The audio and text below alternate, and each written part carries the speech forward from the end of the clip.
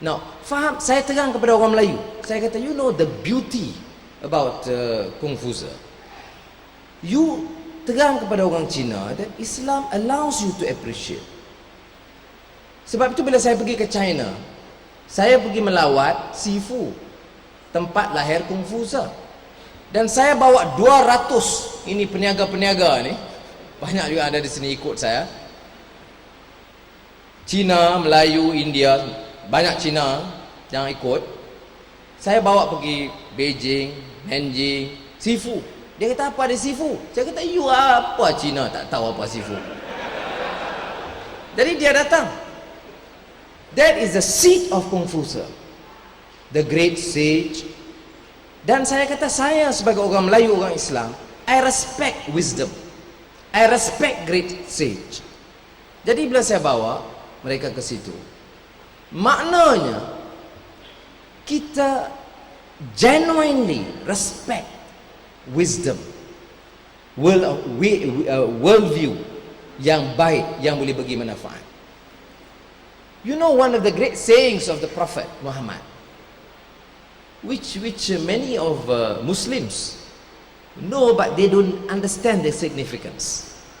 Well, the Chinese may not know, but I'm telling you, Prophet Muhammad said, this 1,400 years ago, dia kata, belajarlah, carilah ilmu, tuntutlah ilmu, walaupun sehingga ke negeri Cina. 1,400 years ago, Prophet Muhammad sebut, seek ye knowledge even if you have to go to China. Saya tanya orang Melayu, why China? Why? There must be. You know, these are prophet. They don't just say, well, because maybe, you know, not Australia ke, or Fiji ke, or New Zealand. Must be a reason. Sebab masa itu di negeri China, you have great sages, great scholars, men of wisdom. Walaupun ada pada masa itu dua perkara, ya. One is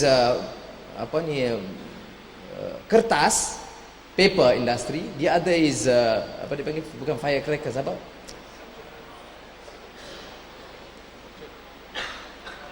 Gunpowder. Dua. Jadi ada orang kata, no lah, Prophet suruh belajar kertas dengan gunpowder saja. Then I kata, you should have said gunpowder and paper. Tapi dia tak kata gunpowder and paper. Dia kata, seek you knowledge even you have to go to China. I view it sebagai my duty to try and understand. Dan you belajar Confucius, dia suruh jadi baik. Dia tak cakap soal Cina saja jadi baik, dia kata humanity.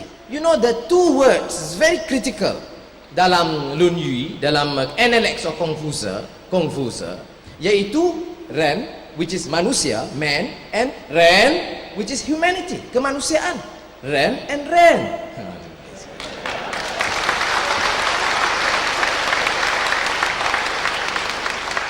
Nah, saya pilih terang ni, I'm not giving a lecture on Confucianism by all means, I'm not.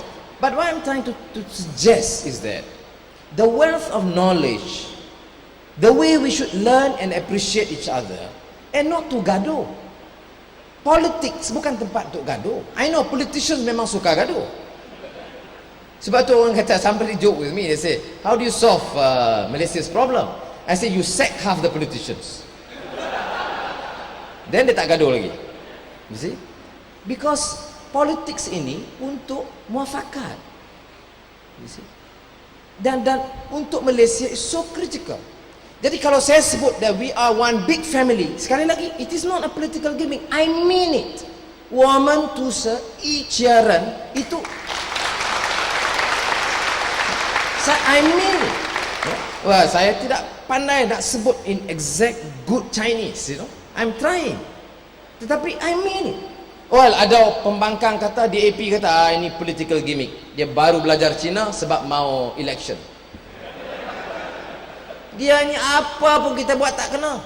Saya bagi tahu, I learned Confucius, Analects in a simple way before I entered university. Karena pada masa itu saya mula mengajar temporary teacher di sekolah rendah Jitsin di Bukit Mentajam. So I started learning. When I read, of course masa itu saya masih umur berapa? 16 tahun, 17 tahun. So I'm not very smart. Now smart sikit lah. Okay. Tapi ada ideas yang beri bekas dan kesan kepada saya. Okay. Then saya bila sokong petani miskin, sokong rakyat miskin, kritik kerajaan tak betul, ini banyak menyeleweng, ada kuasa kaya diri, rakyat susah, yang kaya bertambah kaya, yang miskin papa kedana. Those were my speeches those days. Now, so kerajaan pun tengok saya aktif sangat, dia bagi saya cuti di Kemunting. 2 tahun saya ditahan di detention camp Kemunting. I have my friends among the Chinese Language Society, saya Malay Language Society. Jadi pukul 8 sampai 10 pagi, 8 sampai 9.30 begitu, saya ajar dia bahasa. 10 sampai 11.30 dia ajar saya Mandarin. Jadi kalau tuan-tuan mau belajar bahasa atau Mandarin, boleh pergi Universiti Kemunting. So sebab itu saya terima baik. I learn. But of course, wealth of knowledge, culture, philosophy of the Chinese, itu beyond. You know, in China, orang tanya, why do you go to Sifu? Dan kemudian saya turun ke Nanjing, pergi melawat makam atau tomb of Admiral Cheng Ho, Admiral Cheng He. Now, Cheng He, as you know, was a great admiral zaman dinasti Ming, Ming Dynasty, who is a Muslim. Jadi sementara kita kata kita mesti tolerate, saya bagi tahu orang Cina dan orang Melayu, Ming Dynasty dan Ming Emperor pun dia tolerate Muslims, termasuk angkat jadi advisor dia dan jadi admiral, hantar ke Melaka dan Kepulauan Melayu pada masa itu. So this was the bond of relations historically between Semenanjung dan Kepulauan Melayu dengan negeri China. Jadi saya kata ke kawan-kawan saya tauke-tauke ni semua, termasuk Datuk Seritan, you pergi ke China, jangan meniaga saja. Ya. Dia fikir kalau saya kata jangan meniaga saja, pergi kahwin sama orang. Bukan meniaga saja, meniaga yes. The most important link is economic, trade, right? Commerce, yes. Tetapi beyond that, it must be cultural. You must learn and appreciate. Sebab tu saya mau kawan-kawan saya yang Melayu, yang Cina pergi, go. Tak ada rugi. Go to Sifu, go to Nanjing, go to the great libraries, go to the great mausoleums. Ya. Saya pergi ke Taishan, the mountain, ya, Mount Tai. Bila saya sampai ke Mount Tai, Gubernur dengan Mayor Sinan, dia ikut saya. Jadi bila saya sampai Taishan, saya kata, Governor, saya ingat dulu masa saya kecil-kecil, saya baca itu Confucius bagi tahu, kalau you naik Taishan gunung, itu semua lain-lain gunung itu jadi kecil.